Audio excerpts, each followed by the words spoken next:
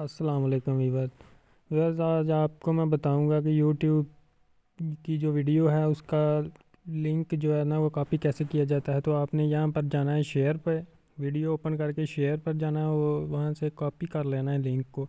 तो अगर आपने आगे कहीं शेयर करना है तो आपने यही लिंक दोबारा उस शेयर वाले बटन पर जाकर इसे आगे भेज देना है, जैसे व्हाट्सएप पे, फेसबुक पे, मैसेंजर पे। और इसी तरह आप यहाँ से कॉपी किया हुआ लिंक आगे भेज सकते हैं। जिस तरह से ये मैं भेज रहा हूँ आगे मैसेंजर पे या व्हाट्सएप पे भेज सकता हूँ, कहीं भी भेज सकते हैं आप। तो ये मैं भेज रहा हूँ आगे लिंक। ये देखिए मैंने भेज दिया है, यानी यहाँ पर मैंने क्लिक कर दिया है और आगे भेज दिया है।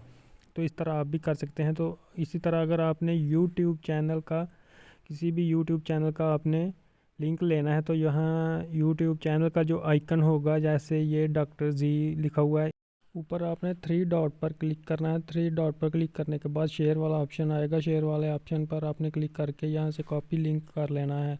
तो इसी तरह आप का लिंक किए हुए ऑप्शन को आगे फेसबुक, व्हाट्सएप पर कहीं भी भेज सकते हैं।